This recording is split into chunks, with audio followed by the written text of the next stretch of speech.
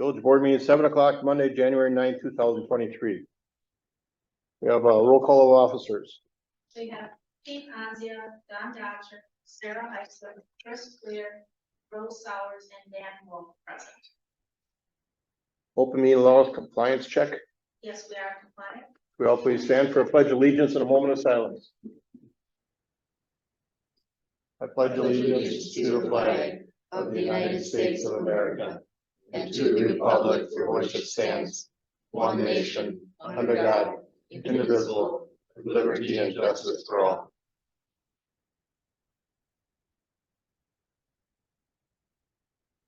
Thank you.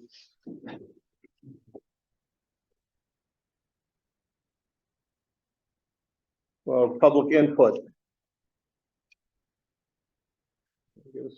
Yeah, I just got a few things to say about the park project and go through that. Yeah, this could be under your reports. Oh, okay.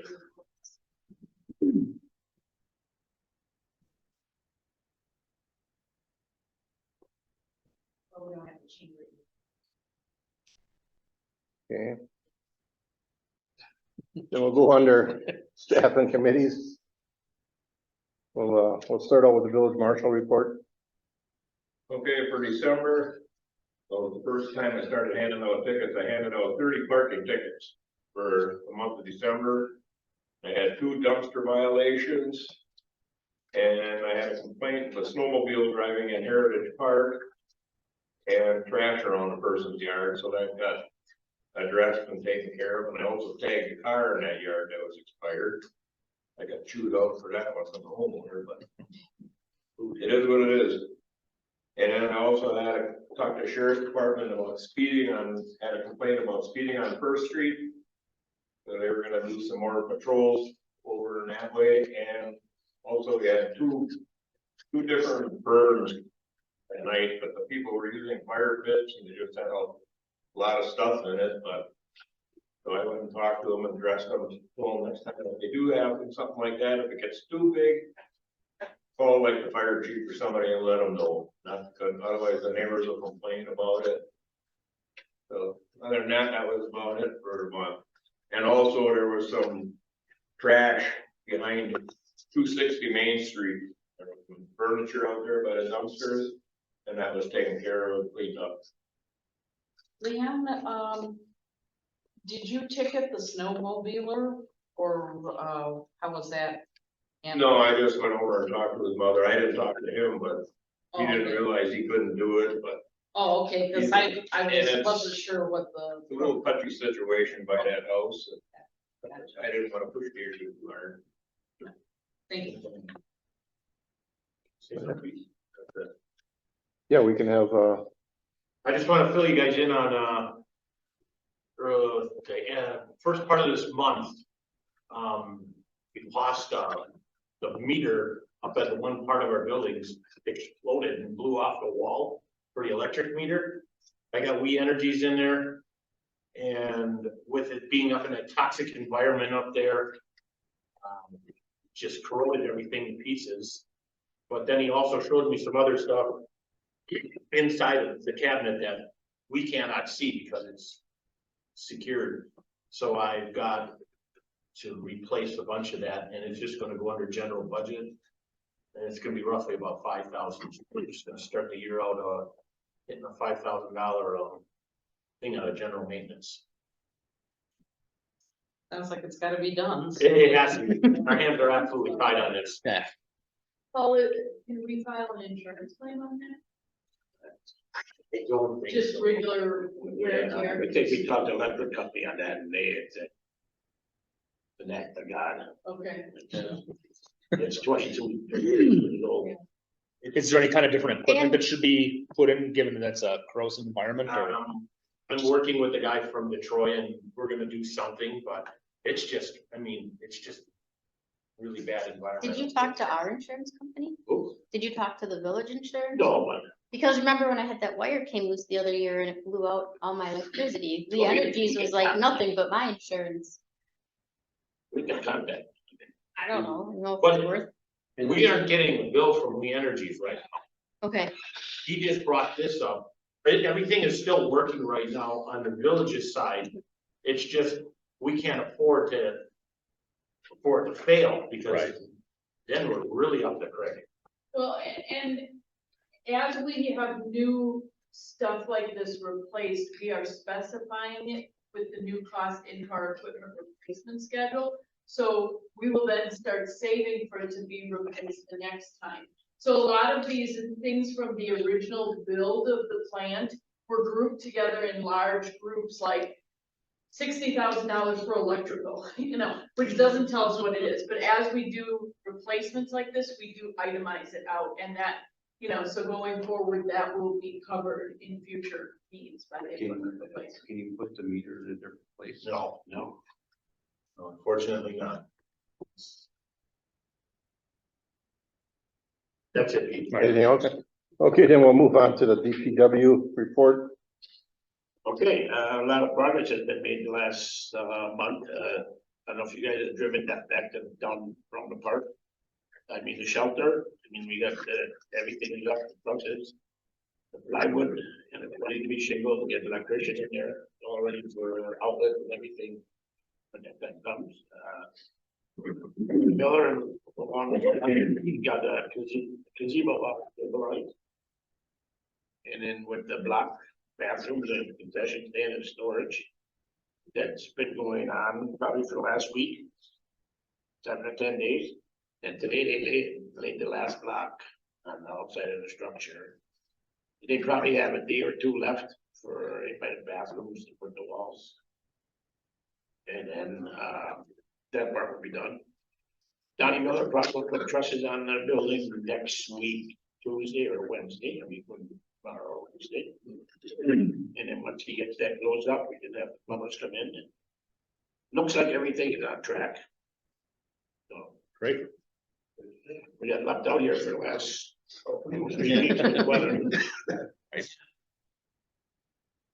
I mean, it took 3-4 days to put that structure up, so. And I counted the days of block, he only had 7 days of laying block, so it was a little over 3,000 block in 7 days, so. So, you guys got any questions? No. I stopped today and it's looking pretty good. I mean, I had put some pictures in the reports, I don't know if you've seen them or not.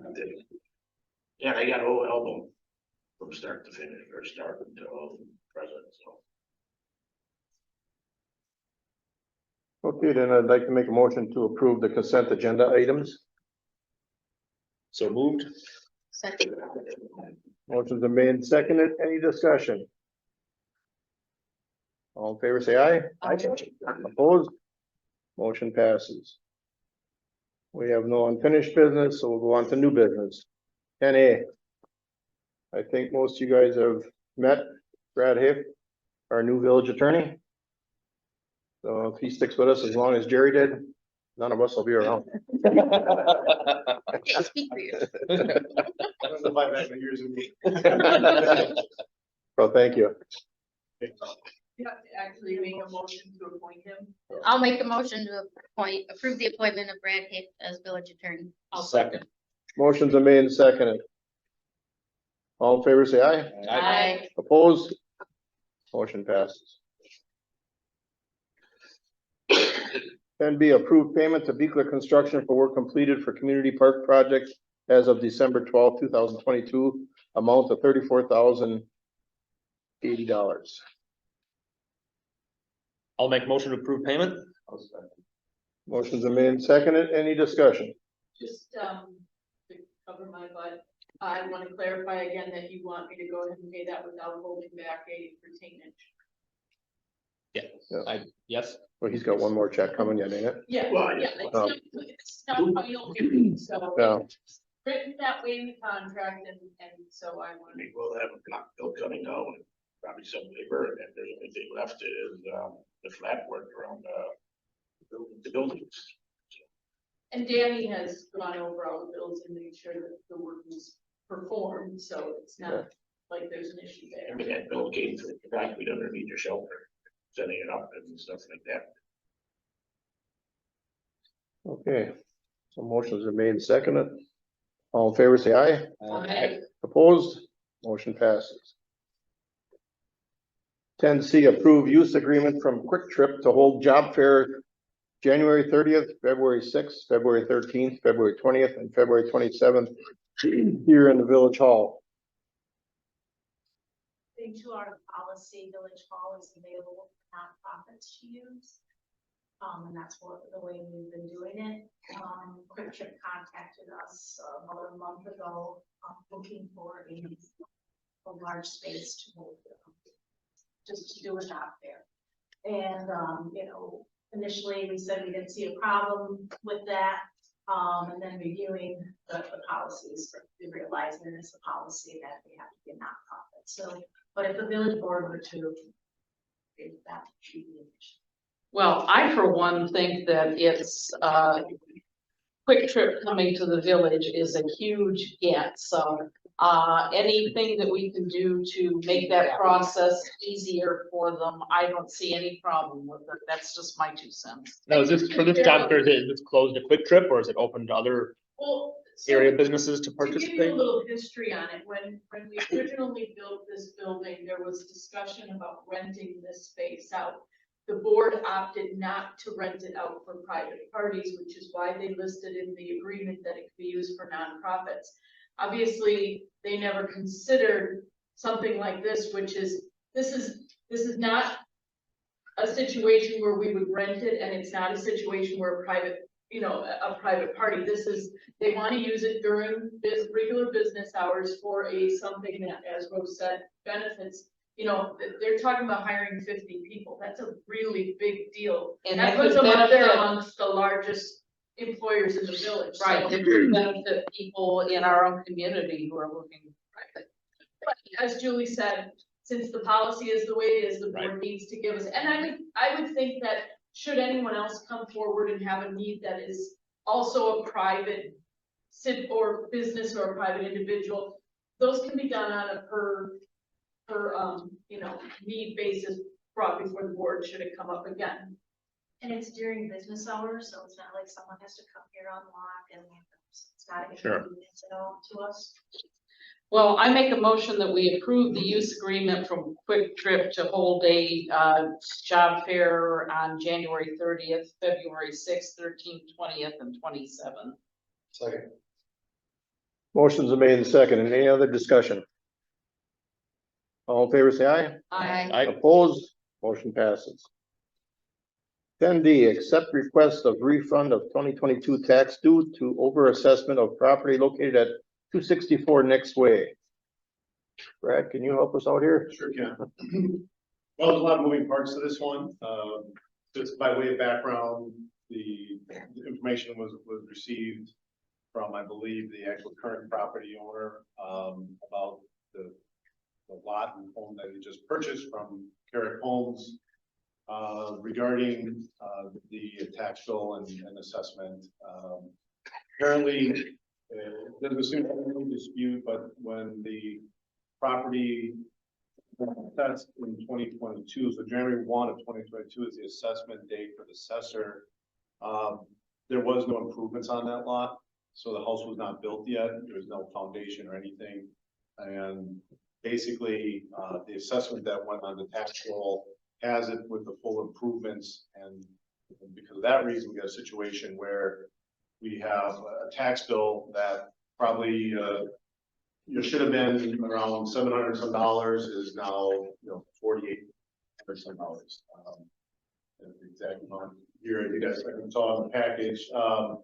So procedurally, and we did some double checking on this, and I spoke with the county treasurer today and the village assessor. I think the mindset was hoping that, and what Carrick Homes asked for was an adjusted tax bill, so they could pay the tax that's technically correct for the first installment end of this month. However, in checking with the Ozark County treasurer, there is no mechanism or way that they can revise anything at this point to amend something, even if the board would approve an adjustment. It can't be done before that January 31st tax bill. So there's a little miscommunication. Carrick Homes has asked for that. That's part of, they did send us a claim asking, for that adjustment.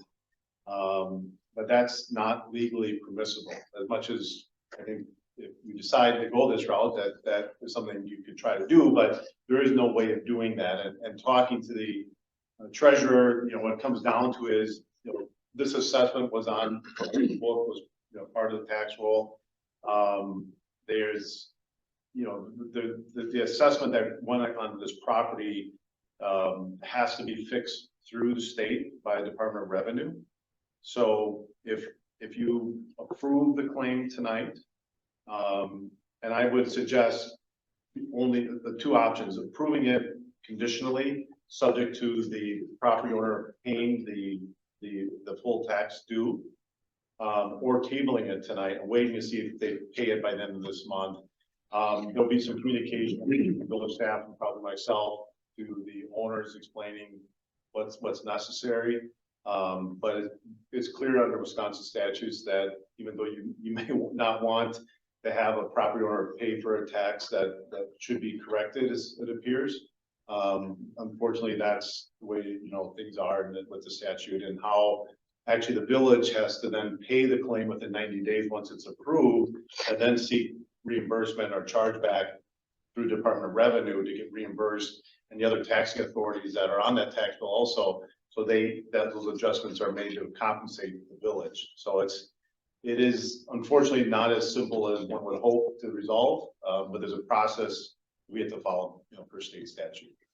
And the procedure for charging back the other taxing jurisdictions is something that I've done several times with personal property taxes that have been written up, because when we have unpaid personal property taxes, if we were to eat the whole loss, we would be taking on the share that was the school districts and the counties and LTCs. So if we have a situation like that, there is a form that we submit to them and they pay us back. So this is the same situation as that, in a little different scenario. But it's not a difficult procedure. It's just a matter of the bookkeeping part of it. And the reason why this happened was because they took out the building permit in 2021. So oftentimes the assessors use building permits to determine, and so they assumed the work was done because it had been taken out quite early in 21, but it just never got started. And to clarify, the tax bill went to the builder, Care Homes, not to the current owner. It has been sold since then, so someone is living in this property, but they weren't doing the tax. No, but they're legally responsible for it. Yeah. The new homeowner is, so it's not the builder, the homeowner is not responsible for. Correct. The homeowner Covering contacted us. Yeah.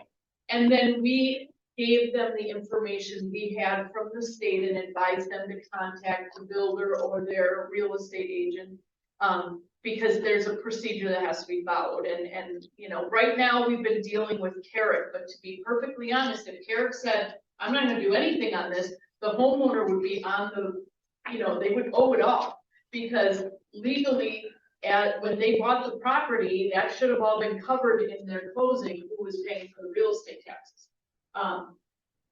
But Carrick seems to be taking responsibility for it, because I'm assuming they got a credit when they sold the house for the taxes. So,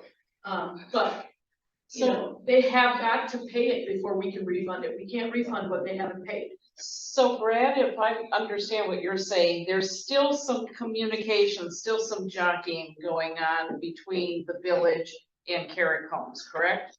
Well, So if we were to table this, we're not tabling it just to kick the can down the road. There would be a legitimate reason for tabling. yeah, I mean, the legitimate reason would be, it would give opportunity to us to reaffirm that they need to make that payment timely, and they being, it doesn't matter if it comes from Carrick Homes, home needs to pay it, or the current property owner, but it is the responsibility of the current property owner. My guess is during their real estate transaction, that again, when it's hard to say with end year closings, but oftentimes there's going to be a credit to buyer. Now, if it just closed in January, you think they would have had a December tax bill to use the actual tax bill amount, and this wouldn't have come up the way it did. But again, that is going to be an issue probably between the builder and the property owner, which from our end, we're not involved in that aspect. But if you decide to table it tonight, it would give some opportunity to see if in fact they do pay it. If you want to make a motion to conditionally approve it, it would be subject to it being paid, and the part would be, as you're basically approving to rescind the portion of the tax bill that's associated with the assessment on the improvements. And, again, you know, I think we know what those numbers are. But I think as far as, the village is concerned, we are treating this as a claim that was, you know, notice a claim was given to the village, from Carrick Homes at the time. Again, when the tax going out there, I believe it's a subsidiary LLC of theirs, is this MK/SS LLC. They're technically, you know, I guess the claimant, although, you know, it is, they did not define how much is, you know, they're seeking on the actual claim. That's oftentimes what I like to see is an actual amount.